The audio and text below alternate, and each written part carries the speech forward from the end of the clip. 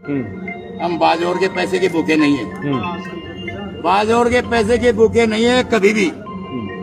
हमारे को तो डॉक्टर सेवन चाहिए और बच्ची के लिए आर्थिक सहायता चाहिए। और आने वाले समय में किसी भी परिवार के साथ में ऐसी घटना घट सकती है, इसलिए तमाम लोग कल 18 तारीख को सुबह ज्यादा से ज्यादा संख्या में जनन अस्पताल नीमका थाना पर पहुंचे और हमारी जो जायज मांगे हैं वो इस प्रशासन से हमारी मांगे पूरी करो, पूरी करो, पूरी करो। बहन अंजलि के साथ न्याय करो, न्याय करो, न्याय करो। बहन अंजलि के साथ न्याय करो, न्याय करो, न्याय करो। 2 दिन हो गए आज आंदोलन को पूरे, प्रशासन के जू तक नहीं रहेंगी।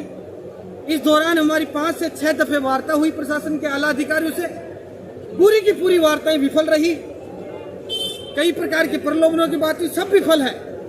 लेकिन कल हमारी जो लड़ाई है वो आर पार की होगी। सभी हमारे कार्यकर्ता हैं, तमाम यहाँ पे जो आंदोलनकारी हैं, कल आर पार के मूड में हैं। कल हम बड़े स्तर पे बड़े आंदोलन का ऐलान कर चुके हैं और कल जो है बहुत ही बड़ा आंदोलन होगा जिसमें हजारों लोग शामिल होने वाले हैं। और हमने इस बात का शाम को पूरी हमारी कमेटी बैठ के तय कर चुकी है। इस आंदोलन में न बल्कि नीमका थाना के आसपास के हमारे खेतड़ी से, कोटपुतली से, उदयपुर वाटी से, श्रीमाधोपुर से, खंडेला से, पाटन से, तमाम क्षेत्रों से लोग हमारे बीच में पहुंचेंगे और इस आंदोलन को बड़े स्तर पे किया जाएगा। बहन बेटियों का अपमान नहीं सहा जाएगा, डॉक्टरों की मनमानी नहीं चलेगी। इस प्रकार से बहन बेटियों का गलत इलाज कर करके उनको मौत की घाट उतारने का जो गेम है ये नहीं चलेगा।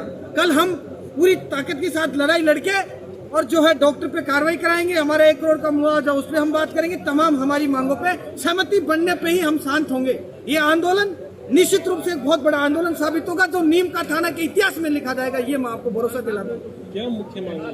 1 करोड़ रुपए का मुआवजा मिले, बच्चे को संविदा पे नौकरी मिले और जो डॉक्टर है, जो संबंधित डॉक्टर है, उसमें जो गंभीरता से जांच हो और उसको एपीओ करो या सस्पेंड करो। कम से कम एपीओ तो करो ही, नहीं तो सस्पेंड करने की हमारी मांग है।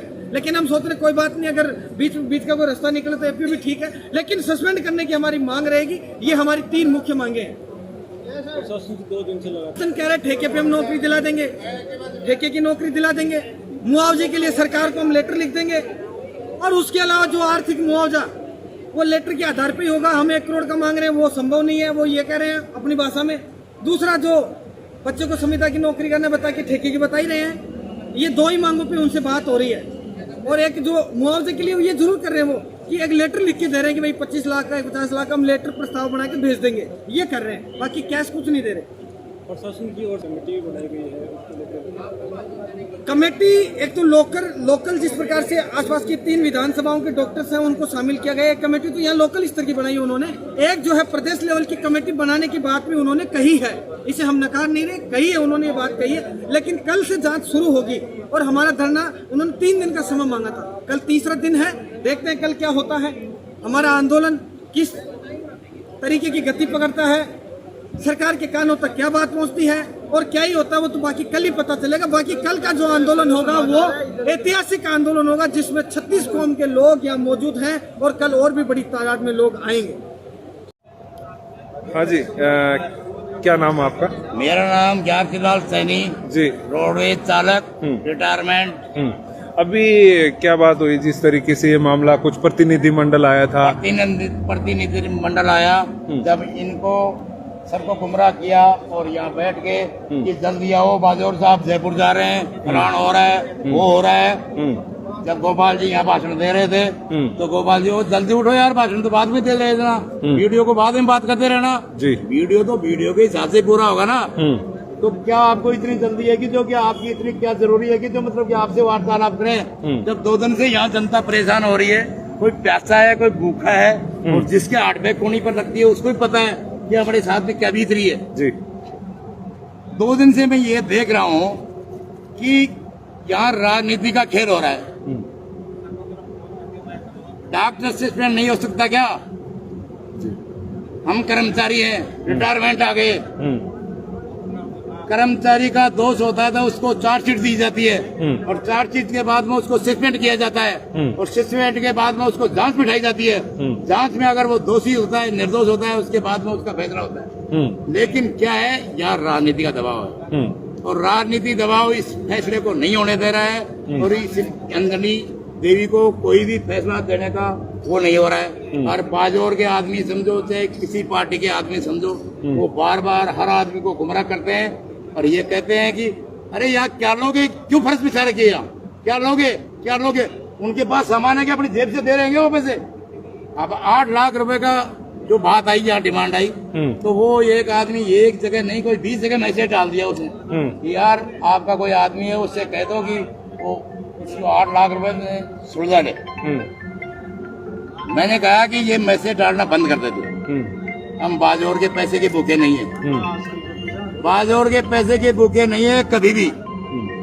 हमारे को तो डॉक्टर सेवन चाहिए और बच्ची के लिए आर्थिक सहायता चाहिए और किसी के लिए नहीं चाहिए।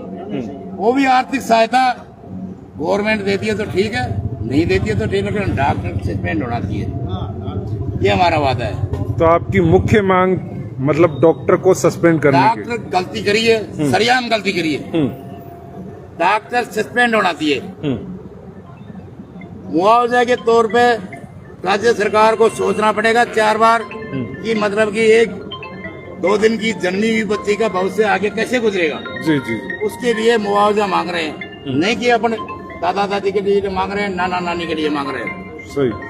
वो तो गवर्नमेंट की सोच है, मुआवजा मिले या नहीं मिले जांचें बाद में होती रहेंगी, लेकिन तुरंत बदलाव से डॉक्टर को सस्पेंड किया जाए, जी हमारी मांग ये है। और ये चमचे है ना जो यहाँ हमारे भंडार हमारे समिति वो मतलब कि खंडित करना चाहते हैं, मैं इससे सहमत नहीं हूँ, बिल्कुल भी नहीं हूँ। जी। इलाज के दौरान डेथ होने के कारण कल 16 तारीख को सुबह से यहाँ जनाना अस्पताल नीमका धड़ा पर आम आवाम ने धरना दे रखा है कि जो प्रसूतांजलि सैनी थी उसकी जो डेथ हुई है वो डॉक्टर की लापरवाही की वजह से हुई है, क्योंकि डॉक्टर ने जिस तरह से लापरवाही की है ऑपरेशन करने में और उसके 4 घंटे बाद में उसको जयपुर रेफर किया गया और वहाँ अस्पताल में उपचार देने होने की वजह से उसमें पूरा ब्लड था वो निकल चुका था, इस वजह से उसकी डेथ हो गई है। हमारी जायज मांगों को लेकर के हमने कल सुबह से हम यहाँ जनाना अस्पताल को धरना देकर के बैठे हुए हैं और यहाँ के जो चिकित्सा अधिकारी हैं, यहाँ के उपखंड प्रशासन के अधिकारी हैं, इन लोगों से हमारे संघर्ष समिति परिजनों की लगातार वार्ता हो रही है, लेकिन वार्ताओं में कोई नतीजा नहीं निकल रहा है। हमारी सीधी सी डिमांड इतनी है कि जिस डॉक्टर ने कोई गलत किया है, जिस डॉक्टर ने लापरवाही की है जिसके ऑपरेशन के दौरान, उन डॉक्टर के खिलाफ उचित कार्रवाई होनी चाहिए और